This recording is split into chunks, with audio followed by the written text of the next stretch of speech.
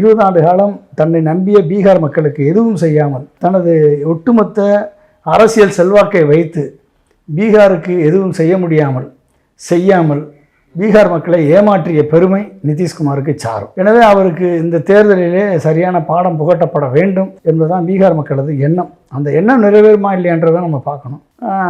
அந்த எண்ணம் நிறைவேற்றப்பட்டு பீகார் அரசியலில் அவர் தோற்கடிக்கப்பட்டால் ஏற்கனவே பீகார் நிதிஷ்குமார் எம்பிக்கள் தயவில் ஆட்சி நடத்தக்கூடிய மோடியிடம் ஒரு மினிஸ்டராக போய் செட்டில் ஆகி கடைசி காலத்தை ஓட்டி விடுவார். இதுதான் அவருக்கு இருக்கக்கூடிய ஆப்ஷன். இந்த 75 லட்சம் பேருக்கு 10,000 ரூபாய், இது எப்படி சார்? இது தேர்தல் ஆணையம் கண்டிப்பாக இதில் தலையிட்டு இருக்கணும், இதை நிறுத்தியிருக்கணும் இல்லையா? இதுதானே தேர்தல் ஆணையம் அடிமையாக இருக்கக்கூடிய பிஜேபிக்கு அடிமையாக இருக்கக்கூடிய தேர்தல் ஆணையம் எப்படி தலையிட்டு நிறுத்தும்? அதுக்கு வாய்ப்பே இல்லை. அதுக்கான ஆப்பர்ச்சுனிட்டியும் கிடையாது.